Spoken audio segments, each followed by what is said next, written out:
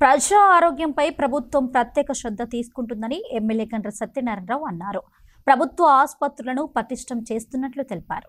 ఈ మేరకు చిట్యాల మండల కేంద్రంలోని రైతు వేదికలో లబ్ధిదారులకు సీఎం రిలీఫ్ ఫండ్ చెక్కులను ఎమ్మెల్యే గండ్ర సత్యనారాయణరావు ముఖ్య అతిథిగా హాజరై అందజేశారు.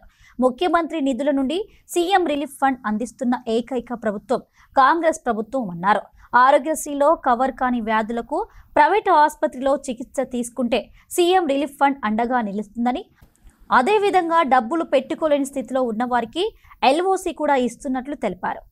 మనం ఏ ప్రభుత్వంలోనైనా స్వతంత్రం వచ్చిన కానుంచి 20 నెలల్లో 21 కోట్ల రూపాయలు ఎవరు కూడా ముఖ్యమంత్రి నిధి నుంచి సీఎం రిలీఫ్ చెక్కులను అందజేయలేదు.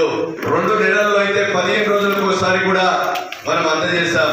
5 లక్షల ఉన్న ఆరోగ్యశ్రీని 10 లక్షలకు పెంచి వైద్యం పట్ల రాష్ట్రంలో 7,900 మందికి ఈ రోజు రిక్రూట్ చేసి ప్రైమరీ హెల్త్ సెంటర్ గాని, సివిల్ హాస్పిటల్స్ గాని, జిల్లా ప్రభుత్వ హాస్పిటల్లో ఈ రోజు రిక్రూట్మెంట్ చేసి పటిష్టం చేయడమే కాకుండా వైద్యం పట్ల ఆరోగ్యశ్రీని మరి పెంచి ఆరోగ్యశ్రీల కవర్ కాని కేసులకు కూడా డబ్బులు పెట్టుకుంటే మీకు బిల్లును అందించడం, ఒక మైనారిటీ సోదరునికి 7.5 లక్షలు ఇచ్చాం.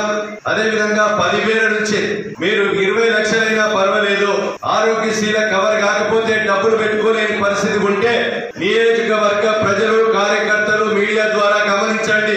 మీరు నిమ్స్ హాస్పిటల్ పోయి ఎస్టిమేట్ మాకు తెచ్చిస్తే గౌరవ ముఖ్యమంత్రి రేవంత్ అన్న గారితో 20 లక్షల వరకైనా మీకు డబ్బులకైనా మీకు అందజేసి చికిత్స చేయిస్తామని సందర్భంగా మీకు తెలియజేస్తున్నా.